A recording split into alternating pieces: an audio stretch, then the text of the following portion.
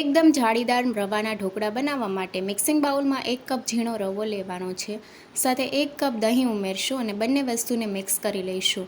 હવે અધકચરા વાટેલા મરચાંની પેસ્ટ ઉમેરશું. સાથે અડધા ઇંચ આદુને આપણે છીણીને ઉમેરશું. સ્વાદ પ્રમાણે મીઠું, 1 ચમચી ખાંડ ઉમેરશું અને પાણી આપણે અડધો કપ લીધો છે, એકસાથે નથી ઉમેરવાનું, થોડું થોડું ઉમેરીને ઢોકળા માટેનું બેટર તૈયાર કરી લઈશું. ઢોકળા માટેનું બેટર તૈયાર થઈ ગયું છે. હવે ઢાંકણ ઢાંકીને 10થી 15 મિનિટ માટે મૂકી દઈશું. 10 મિનિટ જેવું થઈ ગયું છે અને બેટર આપણું સારું એવું ફૂલી ગયું છે.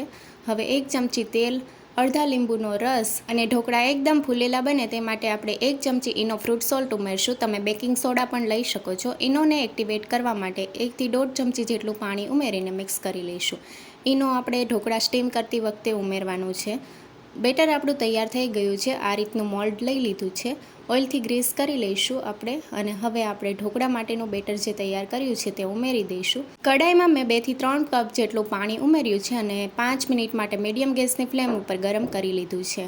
હવે આપણે મોલ્ડ મૂકી દઈશું અને ઉપરથી આપણે થોડો મરી પાવડર અને લાલ મરચું પાવડર સ્પ્રિંકલ કરીને ઢાંકણ ઢાંકીને 10 થી 12 મિનિટ માટે થવા દઈશું.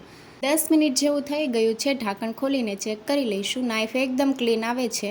હવે ઠંડા થવા દઈશું ઢોકળાને અને ઠંડા થઈ જાય પછી આપણે મોલ્ડમાંથી કાઢી લઈશું અને પીસ કરી લઈશું. એકદમ જાળીદાર રવાના ઢોકળા તૈયાર છે. ઢોકળાનો વઘાર કરવા માટે તડકા પેનમાં 2 ચમચી તેલ ઉમેરશું. તેલ ગરમ થઈ ગયું છે. અડધી ચમચી રાઈના દાણા, ચપટી હિંગ, 3 થી 4 મીઠા લીમડાના પાન અને 1 લીલા મરચાંને ઊભી સ્લાઇસમાં કાપીને ઉમેર્યું છે.